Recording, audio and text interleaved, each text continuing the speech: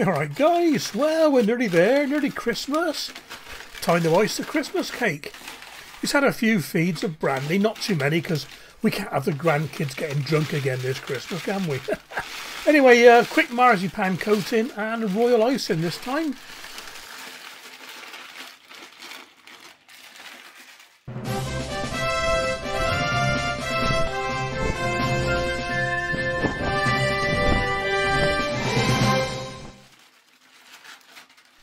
So we're peeling all the layers off, and I've done it some years where I've fed it so much with alcohol that the bottom layer greaseproof paper is dripping wet. You could have licked it and got drunk, you know. Right, biggest regret, I didn't buy a circular cake board. Oh no. Anyway, I managed. Needs must, doesn't it? So first up, a little bit of diluted warm apricot jam. Brush it all over. Got to get the marzipan to stick. You can use any jam or marmalade, but apricot's got a pretty neutral flavour. It doesn't affect the cake too much, and there's not many bits in it, so it doesn't need sieving to get the lumps out. What's that? I think it's about 2 tablespoons of apricot jam, 1 tablespoon of quite warm water, just to thin the jam down a bit, all over the top, all around the sides. Here we go, Bob's your uncle, Fanny's your aunt. All coated, ready for the marzipan, so set it to one side. Okay, in with the silicone pastry sheet, covered in loads and loads of icing sugar. And I had every intention of making my own marzipan this year using Pam at the Blue Pixie. I was going to use her recipe, I'll put a link below, very good. But I couldn't resist this stuff, 50% almonds, and it was on special offer, so I bought it. I'll try yours next time, Pam. This is about 400 grams overall, so rolled it out. And I want it to be as thin as possible, maybe 2-3 millimeters at the most. Not a lot of people like marzipan in my family, so, you know, you please the crowd. This was quite easy to work because I warmed it slightly. It was in the fridge. The dishwasher just finished the cycle, so I put the 2 packs in the dishwasher. Just to warm it up a little bit.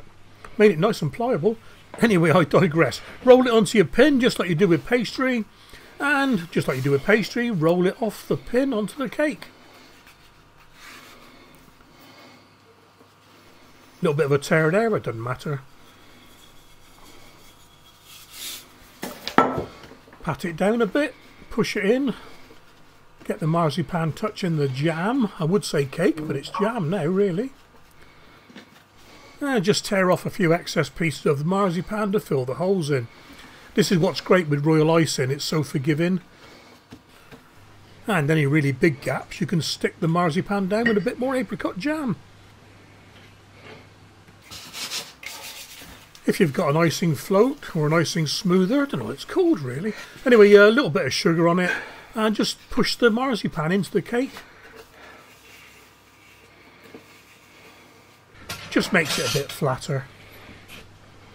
And using a palette knife, trim off the excess.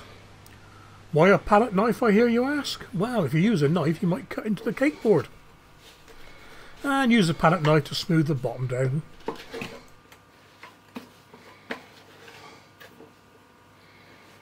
And when it's as smooth as you like, cover it and leave it for a day. If you're doing royal icing, you could ice it straight away. Fondant icing, you definitely need to leave it until the marzipan's gone dry. Okay then, time to make the royal icing.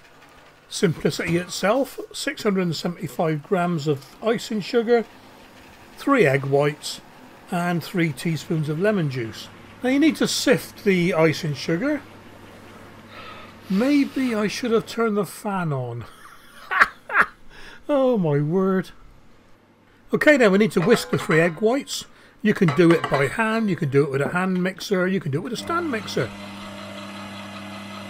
And as soon as the eggs start going foamy, add the sugar a bit at a time, not too much to start off with. Get it all mixing.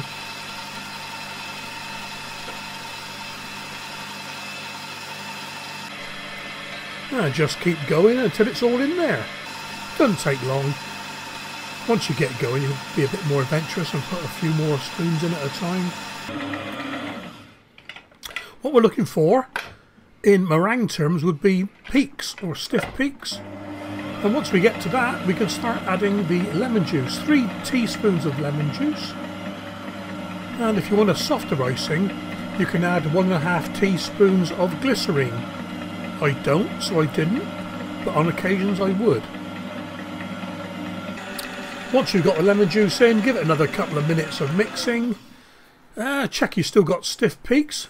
Scrape it all down and we're ready to go.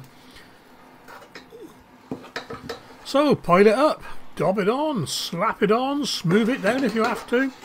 Doesn't matter how thick it is. And this is where Royal Icing is great. It is so forgiving. Fills up all the nooks and crannies, all the blemishes. You wouldn't even know that wasn't a perfect cylinder afterwards.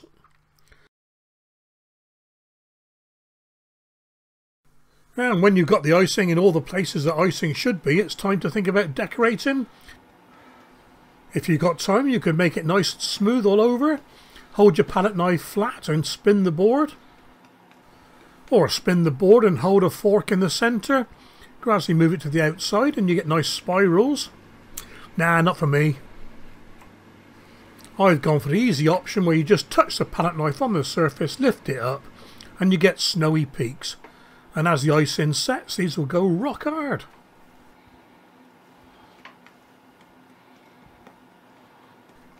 And round the outside I've just pressed the palette knife into the icing and lifted it at an angle.